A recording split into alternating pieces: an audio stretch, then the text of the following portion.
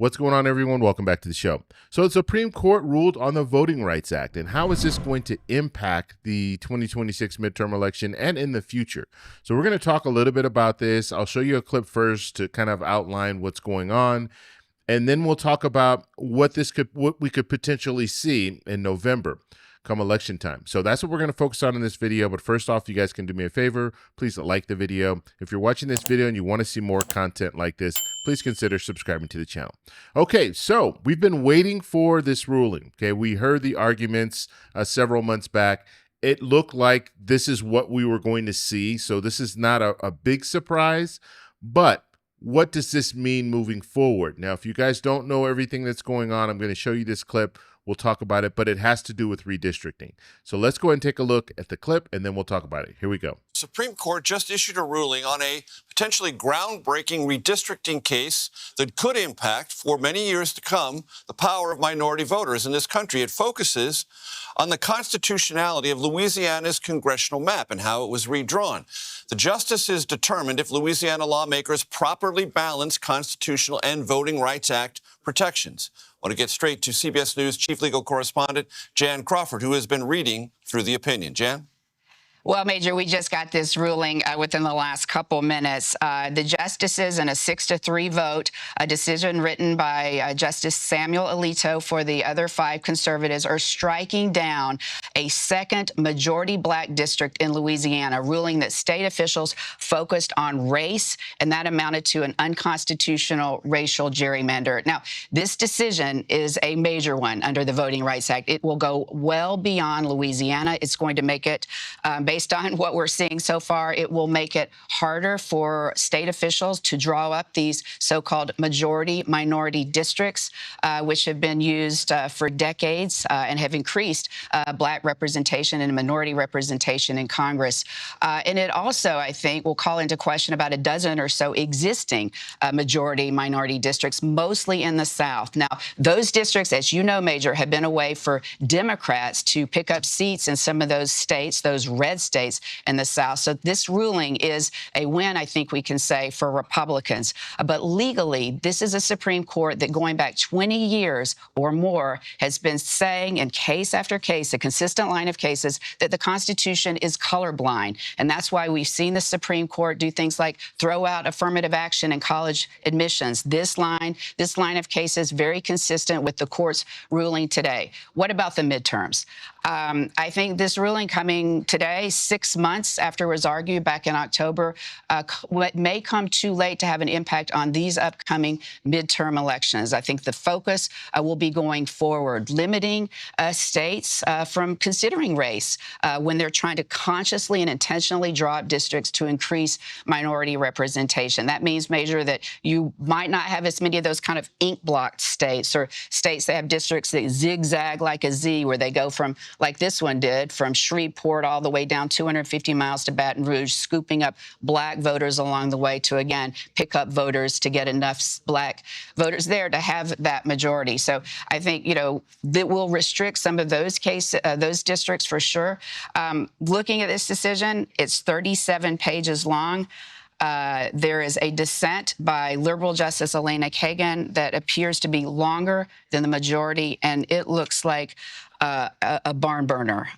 She is saying that today's ruling will is gutting the Voting Rights Act and will call into peril some of the accomplishments that we've seen over that historic 1965 law that really dismantled Jim Crow and systemic barriers to voting for black people in the South. Of course, the Supreme Court today, as they have in recent decisions on voting rights, is saying the country has moved past that. It's time to stop intentionally focusing on race. And as Chief Justice John Roberts said in a case back in 2007, the way to end race discrimination based on race, is to stop discriminating based on race. And this Supreme Court, with those 6 conservative justices, believes that racial preferences, whether it's in affirmative action, whether it's in redistricting, that can amount to unconstitutional race discrimination, Major. And so this is where we currently are when it comes to the Supreme Court ruling. Now, when we look at the 2026 midterm election right around the corner, are states going to have time to do the redistricting that needs to be done? Most states probably won't have the time to do that. Now, I did hear that some states they were planning for this, and so they've already drawn the new lines, and so they just need to present it to their legislatures. So we'll have to see if that is true.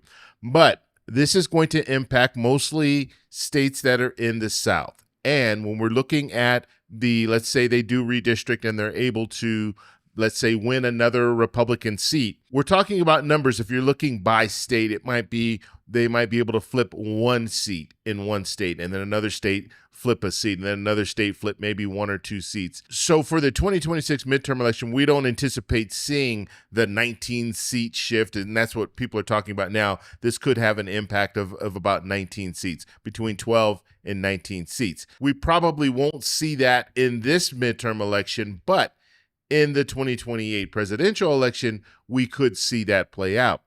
And so we'll have to see where it goes. But remember, if we look at our Senate map, Democrats, they need to net 3 seats in order to take back control of the House. Okay. Now, this doesn't have an impact on the Senate.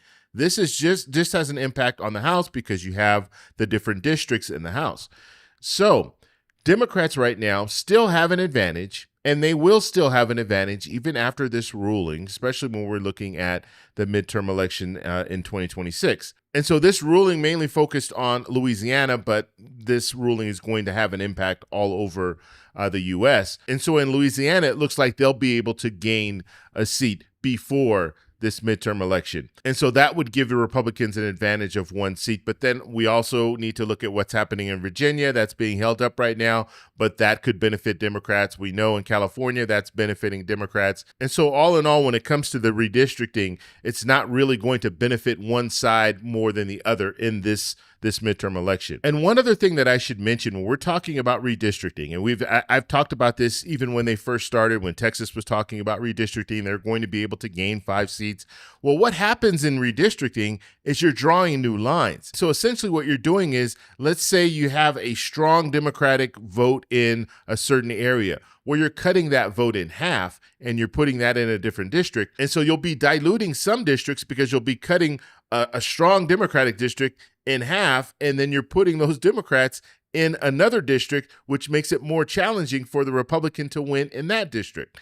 And so that's what we're going to see, and that's what we're seeing right now when it comes to redistricting. And Texas could be the test case because Republicans said, you know what, we can gain 5 seats by drawing these new lines. They drew the new lines, but now it looks like they might only be able to gain 3 seats because 2 of those districts that they drew new lines in, it looks like those districts could still vote for a Democrat because you have a lot of independents that are, they go from one party to the next. And we saw in 2024, independents went for President Trump. And now if independents change their mind, which we're seeing that in Texas, you're seeing some independents changing their minds. Now we could be seeing a situation where they vote against Republicans. And so we're going to see this. We're going to see some of these new districts that they think are going to go for a Republican or go for a Democrat. They might do the opposite.